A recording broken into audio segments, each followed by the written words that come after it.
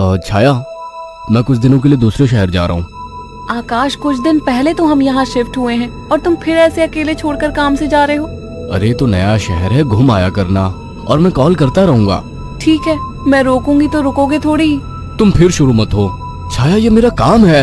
ठीक है, मैं अपना सामान लगा देती हूँ, बस अपना ख्याल रखना। आकाश अगली सुबह दूसरे शहर के लिए निकल गया। अपना काम खत्म करके जब वो लौटने लगा, अचानक मौसम खराब हो गया और बारिश की वजह से रास्ता बंद हो चुका था। आकाश को मजबूरन फिर से एक दिन वहां रुकना पड़ा। अपनी बोरियत को दूर करने के लिए वो बाजार की ओर निकल आया। पास में ही छोटा बाजार लगा हुआ था। आकाश आधा बाजार घूम चुका था, तभी वहीं उसे एक काफी बुजुर्ग आदमी निराश बैठा दिखा। उसके पास दो छोटी छोटी मूर्ति और एक थोड़ी बड़ी मूर्ति थी, जिस पर काफी अच्छी कारीगरी की हुई थी। बाबा, आप क्यों परेशान हो? कुछ नहीं बाबूजी, बस सुबह से कुछ भी नहीं बिका। अरे बाबा, आप परेशान ना हो। ये मूर्ति कितने की है? एक काम कीजिए, ये 2000 रुपए है, ये मुझे दे दीजिए। बुजुर्ग ने डरते और झिझकते हुए कहा, लेकिन बेटा, ये मूर्ति शापित है। ये सब बकवास बातें होती हैं बाबा, कोई शाप वाप नहीं होता है। लाओ, ये मूर्ति मुझे दे दो। बुजुर्ग ने कांपते हाथों से उस मूर्ति को आकाश को दे दिया। रात में आकाश होटल के कमरे में गया और फोन पर छाया से बात करने लगा। उसे ठंड सी महसूस होने लगी। फोन रखकर वो सोने के लिए लेट गया। रात गहरी हो चुकी थी, बारिश की वजह से ठंड थी, पर उसे अचानक गर्माहट महसूस होने लगी। उसे अच्छा लग रहा था। उसे महसूस हुआ जैसे कोई उससे चिपक कर लेटा हो। मीठी सी खुशबू, रेशमी बाल, दूसरे जिस्म की गर्मी, मानो छाया ही उसके पास हो। वो लगातार नींद में किसी के स्पर्श को महसूस कर रहा था। अचानक उसे अपने शरीर पर वजन महसूस हुआ। वह अचानक से उठकर बैठ गया। कमरे में बिल्कुल अंधेरा था। उस रूम की लाइट ऑन की तो देखा कमरा खाली था, कोई नहीं था। कमरा ठंडा था पर उसे पसीना आ रहा था। अगले दिन सुबह वो जल्दी होटल से निकल गया और शाम होते होते घर आ गया। छाया को फोन किया तो पता लगा वो माँ के यहाँ गई है, आज ही आने वाली है। उसके पास डुप्लीकेट चाबी थी। उसने गेट खोला और अंदर गया। थोड़ी देर बैठने के बाद नहाने चला गया। उसे बाथरूम में जाने के बाद ऐसा लगा बाहर कोई है। वो जैसे ही निकला उसको कोई नजर नहीं आया। वो ऊपर गया और उसे एक परछाई नजर आई। कौन है? छाया, मजाक मत करो, मुझे ऐसा मजाक पसंद नहीं है। तभी दरवाजे की डोरबेल बजी। जाकर देखा तो छाया थी। आकाश उसे देखते ही खुश हुआ और उसे गले लगा लिया। तुम सही वक्त पर आ गई, मुझे लगा कोई ऊपर है। ऊपर कौन है? मेरी कोई सौतन ले आए हो क्या? कैसी बात करती हो? अच्छा छोड़ो, मैं कुछ खाने का बना लूं, फिर बात करते हैं। हाँ ये ठीक है, मुझे ही भूख लगी है। अच्छा ये देखो कितनी सुंदर मूर्ति है। खाने के बाद वो अपने दोनों कमरे में प्यार की बातें करते हुए अपने निजी पलों के आनंद में लीन होकर सो गए। मगर आधी रात को आकाश को वही खुशबू स्पर्श महसूस हुआ। उसे लगा छाया को आज ज्यादा ही प्यार आ रहा है और वो जो कर रही है करने दो। छाया इस बार काफी उत्तेजित लग रही थी। आकाश को भी आनंद आ रहा था। अंधेरे में छाया ने आकाश के सारे कपड़े उतार दिए और पागलों की तरह उसके जिस्म को चूमने लगी। आकाश भी पूरी तरह से उत्तेजित हो गया था। छाया की गरम गरम सांसें आकाश को पूरी तरह से पागल बना दे रही थी और वासना का खेल चरम सीमा तक पहुंच गया। कुछ ही पलों का वासना का वेग लंबी लंबी और गहरी सांसों के बीच शांत हो गया। सुबह आकाश ने देखा छाया जाग चुकी थी। छाया चाय लेकर आकाश के पास आ गई। उठो, चाय पी लो। वह चाय के लिए उठा तो छाया बोल उठी, ये मूर्ति लेकर कब से सोने लगे तुम? अरे ये तो साइड में रखी थी, वहां बिस्तर में कैसे आ गई?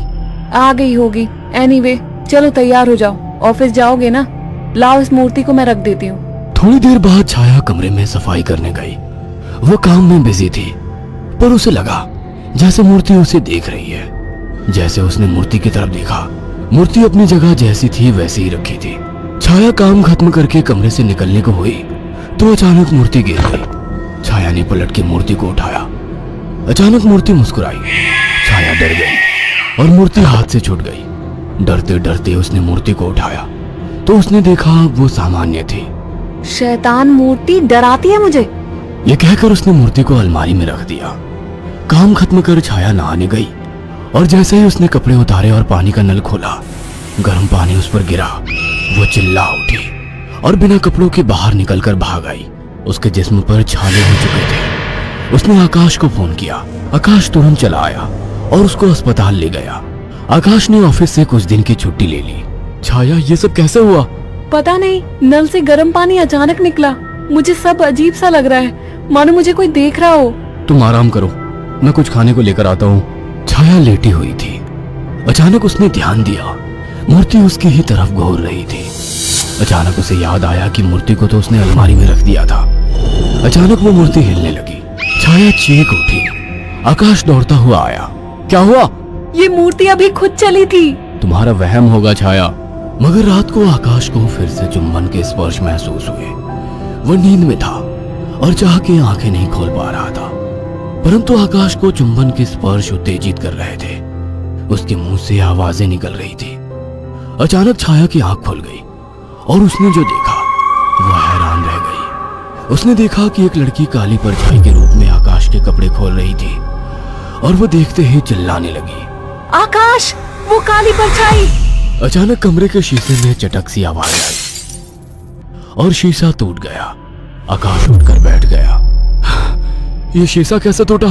और तुम चिल्लाई क्यों? आकाश, वो कोई काली आत्मा थी। मैंने अभी देखा, वो तुम्हारे साथ संबंध बना रही थी। क्या तुम्हें बिल्कुल पता नहीं लगा? कौन? क्या कह रही हो? मुझे महसूस तो हुआ, पर मुझे लगा तुम हो। पागल हो क्या? ऐसी हालत में मैं संबंध बनाने की सोचूंगी? आकाश, वो एक काली परछाई थी, पर वो एक लड़की थी। तभी मुझे कल रात को जब ये सब महसूस हुआ तो मुझे कुछ अजीब सा लगा था। मुझे ऐसा होटल में महसूस हुआ कि जैसे मेरे पास कोई तो है। और अगले दिन मैं घर आ गया था। तब से जब भी सोता हूँ ऐसा कुछ होता है। मुझे लगता था कि तुम हो। तभी अचानक दोनों का ध्यान मूर्ति पर गया। आकाश ने तुरंत उस मूर्ति को बाहर फेंक दिया। कुछ दिन बाद छाया पानी पीने के लिए उठी। अचानक उसकी नजर फिर से ड्रेसिंग टेबल पर रखी मूर्ति पर पड़ी। अचानक उस मूर्ति ने काली परछाई का मुंह कर लिया। छाया अचानक बेहोश हो गई। कुछ देर बाद उसकी आंखें खुली तो उसे सब सपने जैसा लग रहा था। अचानक वो किचन में चली गई। तभी वहां आकाश आ गया। अरे, पहले ठीक तो हो जाती। मैं तो ठीक हूँ। अच्छा। हाँ, आज तो मुझे एक अलग ही सुबह लग रही है। ओके, अब चलो आराम करो। मैंने तुम्हारे लिए कुछ दिन की छुट्टी ली है। अगर ऐसा है तो मुझे खूब प्यार करो। आज आकाश को छाया कुछ बदली बदली सी लग रही थी। खाने के वक्त भी छाया काफी अजीब तरीके से खा रही थी, जैसे वो बरसों से भूखी हो। छाया, क्या हुआ? आराम से खाओ। रात ठीक से खाया नहीं था ना, तो मुझे जोरों की भूख लग रही है। वैसे आज मीट बना काफी अच्छा है। गांव में अम्मा ने सिखाया था। अम्मा ने? कौन सी अम्मा ने? तुम तो कभी गांव गई ही नहीं। वो सब छोड़ो, सुनो ना, मेरा मन रोमांस का हो रहा है। तुम्हें लगता है ये सही वक्त है? प्यार करने का कोई वक्त नहीं होता। अचानक छाया आकाश से जाकर लिपट गई। उसके जिस्म को चूमने लगी। आकाश ने देखा छाया ने आज साड़ी भी अलग तरीके से बांधी थी। दोनों के बीच संभोग क्रिया होने लगी। दोनों काफी उत्तेजित थे। अचानक आकाश को फिर से छाया में वही खुशबू और स्पर्श महसूस हुआ। छाया आकाश को छोड़ने का नाम तक नहीं ले रही थी। आकाश को महसूस हुआ ये छाया नहीं है। आकाश ने एक झटके से छाया को धक्का दे दिया। रुक क्यों गए? प्यार करो मुझे, रुक क्यों गए? आवाज में भारीपन था। आकाश की आंखें बंद थी, पर जैसे ही उसने आंखें खोली, जिसमें छाया का था लेकिन चेहरा किसी और का था। आकाश ने कांपती आवाज में कहा, मेरी बीवी कहाँ है?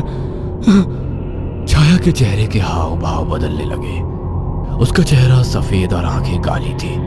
वह गुस्से में बोली, मुझे पसंद नहीं थी वो, मार डाला उसे। अचानक वो एक परछाई में बदल गई। उसने अपने लंबे और पहने दांत आकाश की गर्दन में गाड़ दिए। आकाश एक दिल दहला देने वाली चीख के साथ शांत पड़ गया। कुछ दिनों बाद जब घर से बदबू आने लगी तो पड़ोसियों ने पुलिस को बुलाया तो देखा दोनों की लाश बहुत बुरी तरह से कटी पड़ी है और सड़नी शुरू हो चुकी थी। पुलिस को लाशों के पास से वो मूर्ति मिली थी। अगर आपको हमारी ये कहानी पसंद आई हो तो इसे लाइक और शेयर करना ना भूलें।